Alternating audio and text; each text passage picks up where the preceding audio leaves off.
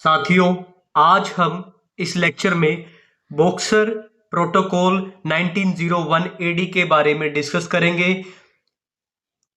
जैसा कि आप जानते हो कि हमने पिछले लेक्चर्स में बॉक्सर विद्रोह क्या था उसके बारे में डिस्कस किया डिटेल में।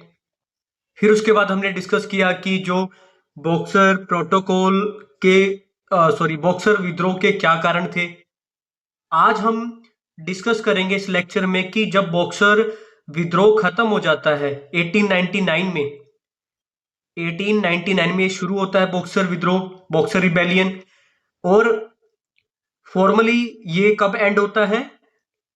7 सितंबर 1901 को, जब बॉक्सर प्रोटोकॉल साइन होता है। ठीक है, तो इसका जो टाइम है वो अच्छे से याद रखना कि बॉक्सर विद्रोह, बॉक्सर रिबेलियन स्टार्ट होता है 1899 में और फॉर्मली इसका एंड कब होता है? 7 सितंबर 1901 में। ठीक है, तो जब बॉक्सर विद्रोह खत्म हो जाता है तो जो यूरोपियन कंट्रीज होती है, ठीक है, जितनी भी यूरोपियन कंट्रीज होती हैं वो चाइना के साथ एक एग्रीमेंट करती है और उस एग्रीमेंट को कहते हैं बॉक्सर प्रोटोकॉल। बॉक्सर प्रोटोकॉल 1901 में ये एग्रीमेंट साइन होता है चाइना और यूरोपियन कंट्रीज के बीच में। तो अब हम पढ़ते हैं कि जब चाइना और ये जो 7-8 से ज्यादा यूरोपियन कंट्रियां थी जिनके बीच में एग्रीमेंट साइन होता है, तो क्या क्या शर्तें रखी जाती है एग्रीमेंट में और इसमें क्या क्या चाइना को पेनल्टीज का सामना करना पड़ता है, वो सारा डिस्कस करेंगे। तो बॉक्सर प्रोटोकॉल साइन होता है 7 सितंबर 1901 एडी में। ठीक है, और बॉक्सर रिबेलियन, बॉक्सर विद्रोह फॉर्मली एंड होता है इस तारीख को। और बॉक्सर आंदोलन की असफलता के कारण विदेशी शक्तियों को आपस में चीन के बंटवारे का बहुत बढ़िया अवसर मिल गया था। एक अपॉर्चुनिटी मिल जाती है विदेशी ताकतों को, विदेशी शक्तियों को, कि अब मौका आ गया है कि चीन का बंटवारा कर लें अपने फायदे के लिए।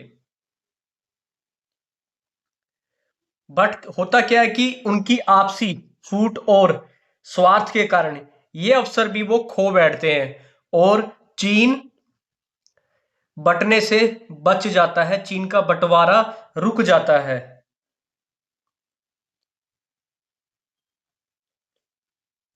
अब विदेशी शक्तियों ने पीकिंग पर अधिकार करने के बाद चीन को सजा देने के लिए और भविष्य में सुरक्षा देने के प्रश्न पर विचार करने के लिए काफी लंबा चौड़ा कार्यक्रम तैयार कर लिया था। इस कार्यक्रम में समझौते की व्यवस्था की गई थी, बट विदेशी शक्तियों के आपसी मतभेद और स्वार्थी भावना के कारण इस समझौते के लिए कठिनाइयां आ गई। रूस के लालच ने इस समझौते को पूर्ण करने में और भी कठिनाइयां पैदा कर दी।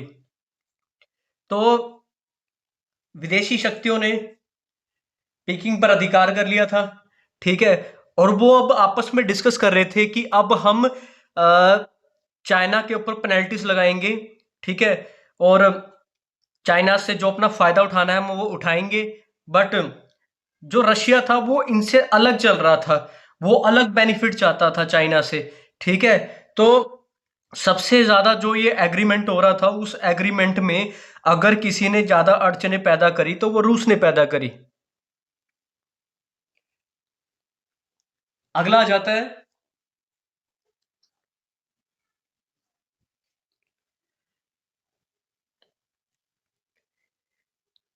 जिस समय बॉक्सर आंदोलन चल रहा था, उस समय आंदोलनकारियों ने चीनी पूर्वी रेलवे पर आक्रमण करके रूसियों की मुगदेन और तसीद सिहार में से बाहर निकालने में सफलता प्राप्त कर ली थी।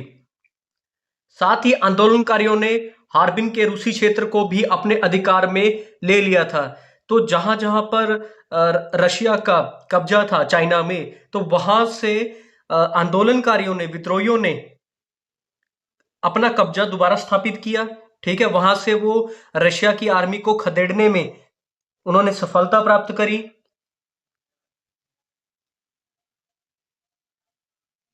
रूस इस तरह के स्थिति का इंतजार पहले ही कर रहा था ताकि वो मंचूरिया के बारे में अपनी इच्छा पूरी कर सके। तो रूसी क्षेत्र को हाथ में जाने का बदला लेने के लिए रूसी सरकार ने मंचूरिया पर प्रमुखता स्थापित करने के लिए अक्टूबर 1900 ईस्वी में अपनी सेनाएं मंचूरिया की ओर भेज दी। मंचूरिया का गवर्नर रूसी सेनाओं का मुकाबला नहीं कर सका, इसलिए उसने रूस के साथ एक समझौता कर लिया, जिसके अनुसार मंचूरिया को रूस का प्रभाव क्षेत्र स्वीकार कर लिया गया। मंचूरिया के रूसी प्रभाव क्षेत्र बनने और यूरोप की अन्य शक्तियां रूस के विरुद्ध हो गई, क्योंकि उन्हें रूस की विस्तारवादी नीति अपने हितों के विरुद्ध दिखाई देती थी। जापान ने पहल की और 5 फरवरी, तो देखा जाए तो रशिया ने मंचूरिया पर अटैक किया, हमला किया, और वहां का जो गवर्नर था वो रूसी सेनाओं का मुकाबला नहीं कर पाता, और रशिया जो है वो मंचूरिया पर अपना कंट्रोल कर लेता है, अपना अधिकार कर लेता है। ठीक है, इससे क्या होता है कि जो यूरोपियन कंट्रीज होती है उनको टेंशन हो जाती है कि रशिया अपना एरिया बढ़ा रहा है, विस्तारवादी नीति को वो इंप्लीमेंट कर रहा है, ऐसा ना हो कि कल वो हमारे एरिया में भी इंटरफेरेंस करना शुरू कर दे। ठीक है, तो होता क्या है कि जापान और बाकी जो यूरोपियन कंट्रीज होती है, ठीक है, ये मिलकर प्रोटेस्ट करते हैं, विरोध जताते हैं रशिया के ऊपर कि आप चीन की जो अखंडता है या चीन की जो प्रादेशिक अखंडता है उसको आप भंग ना करें। ठीक है, तो जापान इनिशिएटिव लेता है, जापान पहल करता है और सभी यूरोपियन कंट्रीज को साथ में लेकर वो विरोध जताता है रशिया के खिलाफ कि आप चाइना की एकता और अखंडता को डिस्टर्ब कर रहे हो अपने फायदे के लिए। ठीक है, आप अपना मंचूरिया से अपना कब्जा हटाओ, अपनी विस्तारवादी नीति को खत्म करो यहां से। तो बहुत हद तक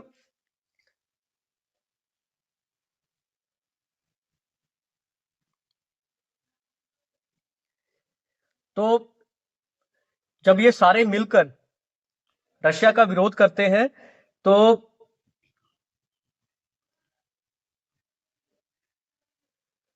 जो रशिया है वो कुछ टाइम बाद वहां से हट जाता है।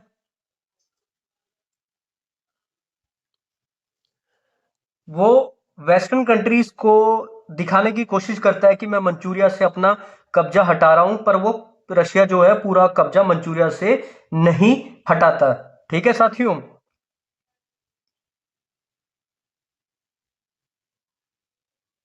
तो जो ये एग्रीमेंट होता है, बॉक्सर प्रोटोकॉल 1901 का जो ये एग्रीमेंट होता है, तो ये काफी ज्यादा पेनल्टीज लगाता है चिंग डायनेस्टी के ऊपर कि इन्होंने for supporting the anti foreign uprising, ठीक है, जो विदेशी ताकतों को खदेड़ने के लिए विद्रोह किया गया था उसको चिंग डायनेस्टी ने सपोर्ट किया था। तो इसलिए चिंग डायनेस्टी के ऊपर, चाइना के ऊपर बहुत सारी पेनल्टीज लगाई जाती है यूरोपियन कंट्रीज के इस गुट द्वारा।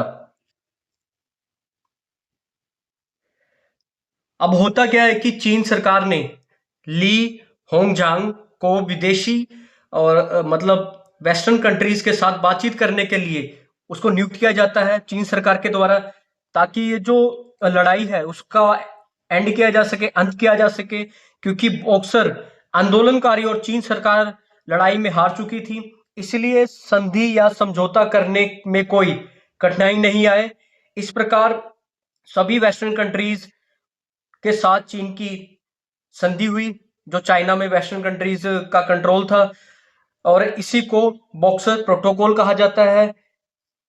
तो इसमें जो संधि की शर्तें थी, जो प्रोटोकॉल की शर्तें थी, ठीक है, तो उसको वन बाय वन डिस्कस करते हैं। तो जो सबसे पहली शर्त थी वो यही थी कि बॉक्सर विद्रोह के काल में जो कुछ हुआ उसके लिए चीन पश्चिमी शक्तियों से पश्चिमी देशों से माफी मांगेगा, ऑफिशियली माफी मांगेगा, ठीक है। और चीन की सरकार ने यह भी स्वीकार कर लिया कि जहां जहां बॉक्सर आंदोलन का जोर था उस क्षेत्र के लोगों को सजा देने के लिए वहां 5 वर्ष तक, 5 years तक कोई प्रतियोगी परीक्षा नहीं होगी, ताकि उस क्षेत्र के लोग कोई उच्च पद प्राप्त ना कर सकें। तो पहली कंडीशन तो ये लगाई कि जो चाइना है वो ऑफिशियली माफी मांगेगा वेस्टर्न कंट्रीज से, जो भी उन्होंने बॉक्सर विद्रोह में उनके साथ किया। दूसरा, जहां पर सबसे ज्यादा असर था बॉक्सर विद्रोह का, वहां पर 5 साल तक कोई भी कॉम्पिटिटिव एग्जाम, कोई भी प्रतियोगी परीक्षाएं नहीं करवाई जाएगी, ताकि वहां के लोग कोई उच्च पद ना प्राप्त कर ले सरकार में।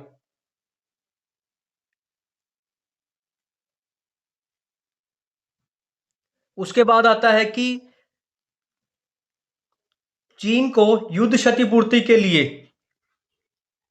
45 करोड़ त्याल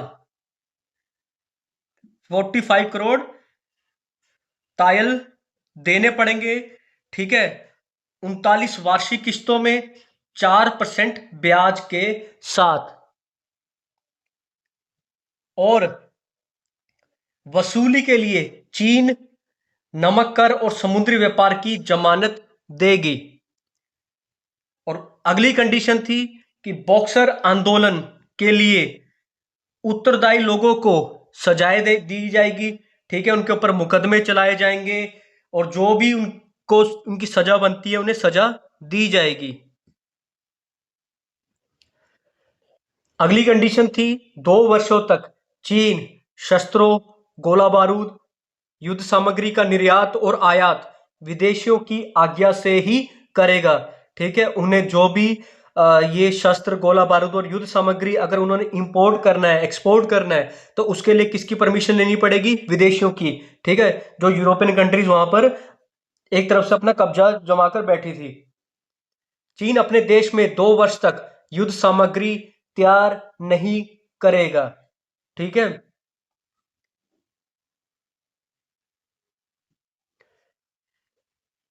पश्चिमी शक्तियों को पीकिंग में पीकिंग में स्थायी सेना रखने का अधिकार होगा, ताकि उनके दूतावासों की सुरक्षा की जा सके।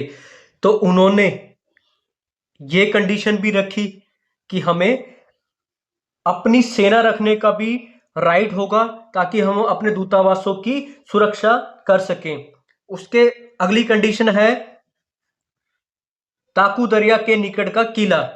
तो ताकू दरिया के निकट का जो किला था उसे गिरा दिया जाएगा और पीकिंग और समुद्र तक के प्रदेश भी पश्चिमी शक्तियों की सुरक्षा में होंगे।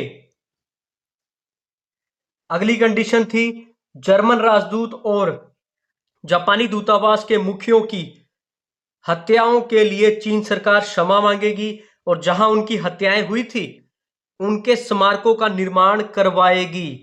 तो जो जर्मन राजदूत थे और जापानी दूतावास के जो मुखिया थे, उनकी जो हत्याएं हुई थी बॉक्सर विद्रोह के टाइम में, तो उसके लिए माफी मांगेगी और चीन सरकार माफी मांगेगी और उनके स्मारक भी बनवाएगी।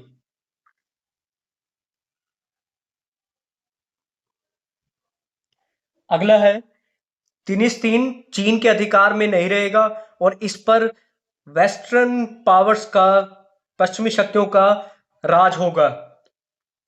जो संधियां पहले चीन और पश्चिमी शक्तियों के बीच हो चुकी हैं उन्हें भी आवश्यकता अनुसार सुधारा जाएगा। तो इस संधि में जितनी भी इस संधि से पहले जो संधियां हुई थी चीन और पश्चिमी शक्तियों के बीच में, उन्हें भी वो अमेंड कर सकते हैं, अमेंड करेंगे आवश्यकता अनुसार। जो उन्हें लगेगा कि हाँ अब इसमें ये चेंज करना चाहिए तो वो चेंज भी करेंगे ये।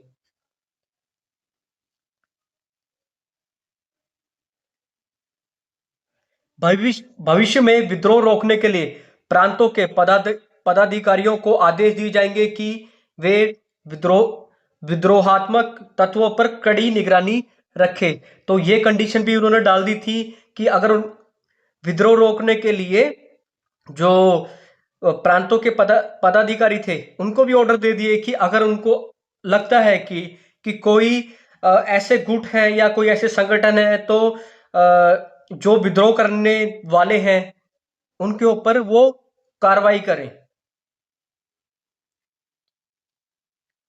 सभी देशी चुंगियों विदेशी शक्तियों की निगरानी में कार्य करेंगी। अगला है सुंगली यामेन। सुंगली यामेन नामक स्थान पर विदेशी कार्यालय की स्थापना की जाएगी। चीनी सम्राट के साथ मिलने की रस्म का भी इन्होंने अंत कर दिया। तो ये बहुत इंपॉर्टेंट है कंडीशन। सुंगली यामेन नामक स्थान पर विदेशी कार्यालय की स्थापना की जाएगी और चीनी सम्राट के साथ जो मिलने की रस्म थी उसका भी एंड कर दिया। अगली कंडीशन थी शांतुंग और मुगदेन में विदेशी शक्तियों को रहने और व्यापार करने की सुविधा प्राप्त होगी। चीन ने जापान को विशेष मुआवजा देना भी स्वीकार कर लिया और जो विदेशी माल पर आंतरिक जो चुंगी थी वो उसकी समाप्ति कर दी गई। उसके स्थान पर 7.5% अतिरिक्त कर लगाया जाएगा। विदेशी धन को खींचने के लिए खानों से प्रतिबंध समाप्त कर दिया जाएगा। उद्योग पर विदेशी धन लगाने पर लगा प्रतिबंध भी हटा दिया जाएगा। तो जो इनकी लास्ट कंडीशन थी, विदेशी धन को खींचने के लिए खानों से प्रतिबंध समाप्त कर दिया। उद्योग पर विदेशी धन लगाने पर लगा प्रतिबंध भी हटा दिया गया। ठीक है, तो इन्होंने अपने बेनिफिट के लिए जितने भी इनको कंडीशन चाइना के ऊपर लगानी थी, जितने भी शर्तें चाइना के ऊपर लगानी थी, तो यूरोपियन कंट्रीज ने वो लगाई और चाइना की सरकार को ये बहुत शर्मनाक संधि एक्सेप्ट करनी पड़ी। तो इस लेक्चर में हमने बॉक्सर विद्रोह जब एंड होता है तो एक बॉक्सर प्रोटोकॉल साइन होता है 1901 ईस्वी में 1901 एडी में। तो उसमें जो यूरोपियन कंट्रीज होती है वो चाइना पर क्या क्या शर्तें लगाती है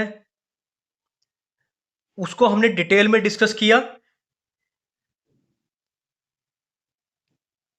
तो इस वीडियो में साथियों इतना ही, मिलते हैं नेक्स्ट वीडियो में। धन्यवाद।